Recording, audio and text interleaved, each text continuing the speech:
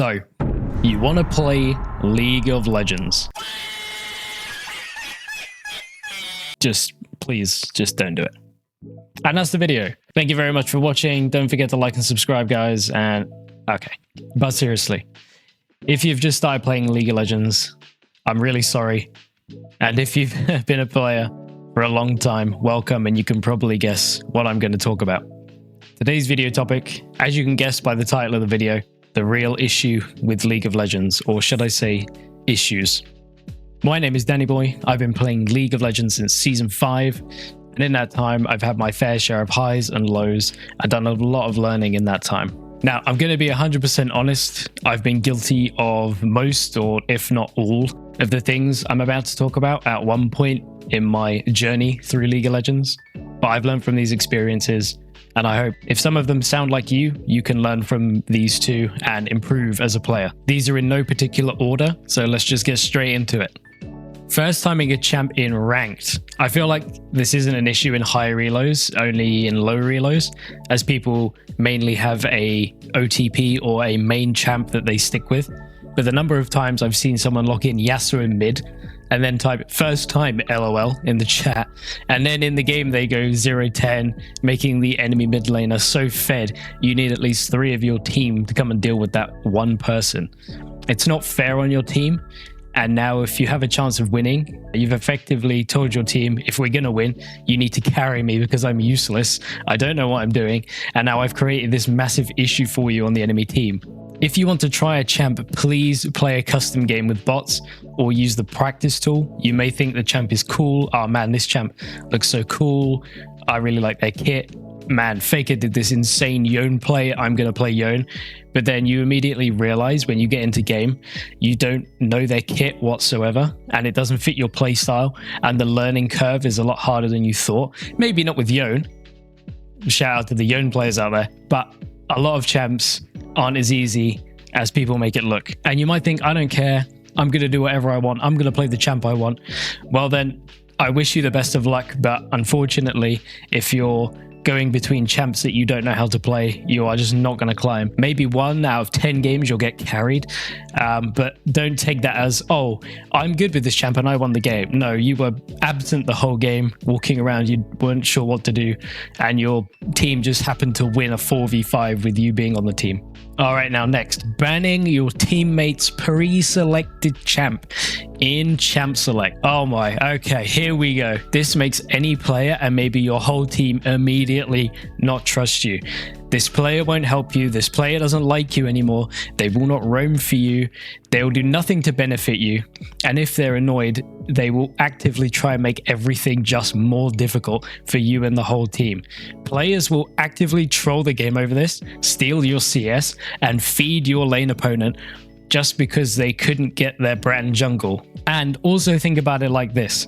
If you ban this player's main champion, then they won't be as good on something they are now forced to pick. So for example, if somebody mains Yorick top lane, they've hovered it, you ban it, and then they're forced to pick, I don't know, Garen or something like that, or Renekton, do you think they're going to know that champion as well? They will not know that champion as well if it is not their main, and they will not perform as well as they did if they had their Yorick. As mentioned, this will just negatively affect their whole performance in game. They will not be able to win lane, most likely, and they'll be down on gold from the enemy and the enemy team, and they just can't play and perform how they want to. Some people in champ select or pre-game will kind of set up strategies and go, I'm going to go here at this minute and do this. I'm going to go here at this minute and do this, and I'm going to help this, and I'm going to help that. All of that is completely gone now. Also, I've seen players ban someone's main champ and then flame them for playing badly. I mean, I don't know what you kind of expected to happen. I don't know what you think was going to happen, but somebody picked their main for a reason, and now you've taken that away from them. You cannot blame them for not being as proactive and productive as they were going to be on their main. It just doesn't make sense. Rage quitting the game. Okay, we've all been frustrated and angry, especially when the game isn't going your way. But the most common thing I see is a player will die 1 to 2 times within the first 5 to 10 minutes of the game, and then they will just AFK and leave. Rather than playing safe or respecting the enemy laner, They level 1 all in and lose and go back to lane and all in them again. That champion is now up on XP, they're up on gold, they might have gone to the shop. You cannot fight them anymore. You need to play safe.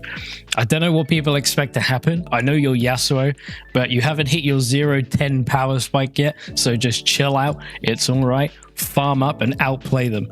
Okay, you made a mistake in the beginning, but it isn't as big a deal as you think it is. You can always come back. You can always outfarm the enemy, outplay them.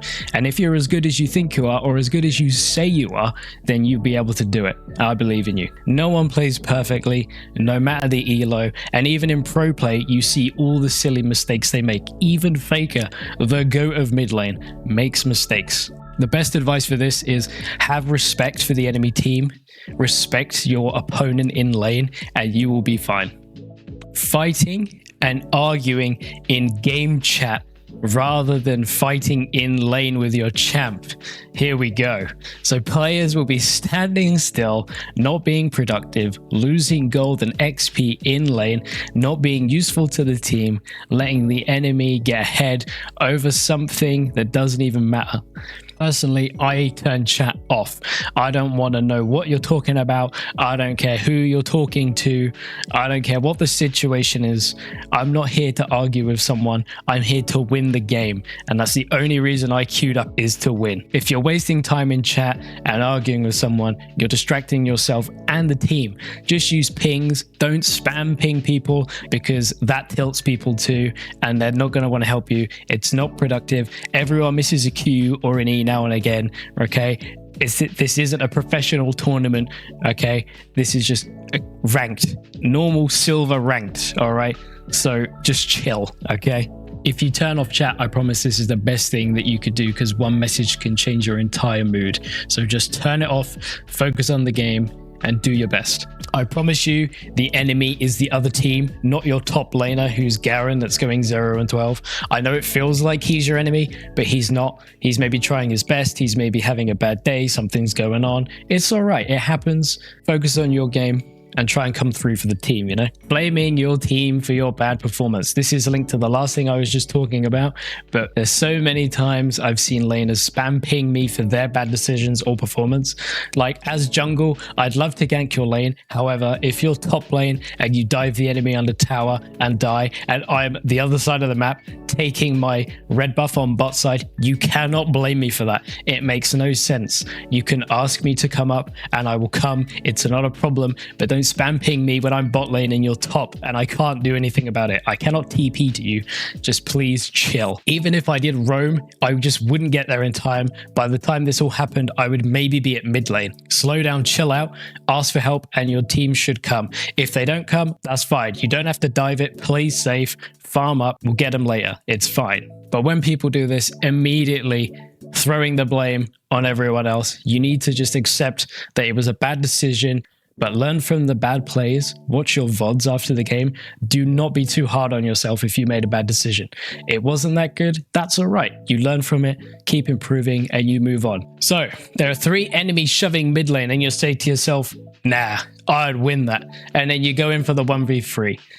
Well, what do you think is going to happen? Majority of the time, you're going to die. Maybe you get one of them, but it's not worth it, because then they get mid tower and they get gold. The trade is never worth it. You should always try and fight when you have the advantage. Don't let the enemy force you into fighting or let them bait you in.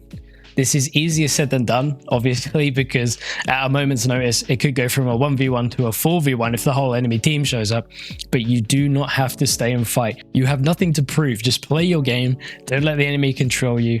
They want you to fight and bait you in, so it makes the game easier for them and they can get you out of the way, but don't let that happen. You control the game, not them. All right, refusing to help your team in any way.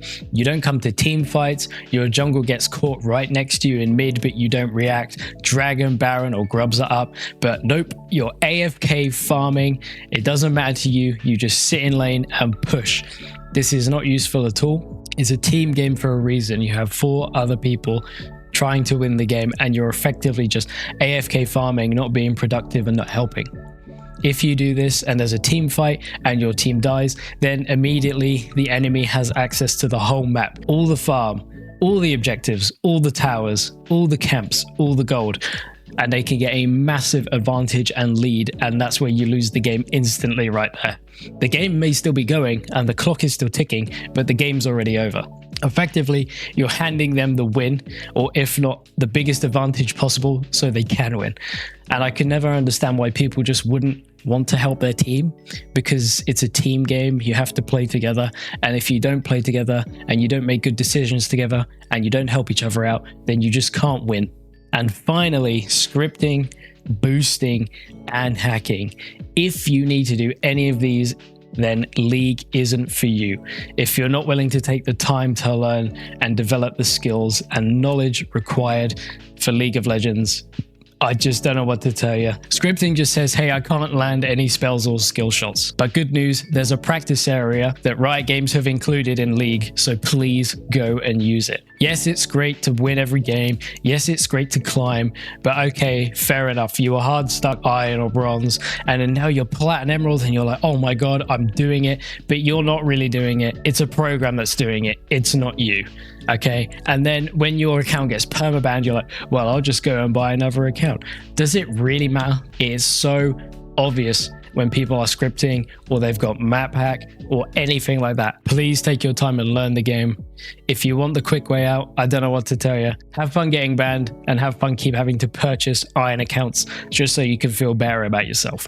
Buying a boosting service or having someone boost your account to high elo. Amazing. Good job, buddy. You made it. Oh, wait. Never mind. You can't play at that rank. So then you'll immediately demote all the way back down to where you were before, because that's where your skill level was. And also, if you purchase a really high elo account, immediately the players in that elo will spot you out, because the game in Iron and Bronze is not the same game as it is in Grandmaster and Challenger. It is completely different. It looks visually the same because it's the same game, but tactically and knowledge-wise and movement-wise and all these things you're expected to know, and just the level of play is so beyond what it is in low elo, it is immediately obvious that you do not belong there. And as soon as you go into one of these Challenger Grandmaster games with this high elo account and everyone spots you out, it's just kind of embarrassing because they know you don't belong there. They're going to say something. They're going to report your account. They know this circle of elite play is so small that most people know each other. Most people are in the games all the time with each other and play against each other all the time. So if you're not performing, as you definitely won't be in Challenger if you've started in Bronze, I just wish you good luck. You're going to demote all the way back down. Map hacking, meaning you can see everything on the map, you can see everyone, there's no fog of war. I recently had a game where the enemy team was doing this, and bearing in mind they were doing this in silver/gold elo. I knew they were doing this because none of their team were warding, because that's such a silver thing to do. Nobody wards anything, but immediately 4 of the enemy team were roaming to exactly where I was in my camps all the time. I swept for wards, I checked the VOD after the game. They did not ward, maybe once or twice, and they didn't ward the camps I was at. And to be honest, in Silver, if all you're doing is sitting in the enemy jungle waiting for them to turn up, that is kind of a waste of time. It's not very productive. Is it annoying to the other jungler? Absolutely. But then you're not ganking other lanes. Then you're not taking your farm. You're not taking any objectives. All you're doing is camping jungle. So yes, it's annoying, but it's only annoying for one player. And if that's all you're doing, then the enemy team can immediately say, okay, well, we know the enemy jungle is probably going to be on our side of the jungle, so we'll play safe. And as soon as you show at one of the enemy jungler camps and people on the map see this, they'll go, oh, okay, then I can go in, or a gank can be set up somewhere else, or people can roam other places. It's just not very productive. I'd also like to point out, even though they were map hacking, they still lost. So they spend all that money, or they get this program, and they're going to be like, they think they're going to be these god tier goated players. I'm just casually playing my brand jungle, but we still win. Why? Because I'm just better. Map hacks don't make you better. The information you have is important. Do not get me wrong. But if you're just not mechanically as good, if you can't use the information you have correctly, it doesn't matter if you have it. Well, thank you very much for watching the video, guys. I hope you enjoyed it. I hope to see you out on the Rift in League of Legends at some point soon. Please don't do any of these things above. Please learn from my experience, and I'm sure many other players' experience as well. Play your game, do your best, have fun, and play the champs you want to play. And that's what it's all about. It's just about having fun and playing the game. But thank you for watching, guys, and I'll catch you in the next one.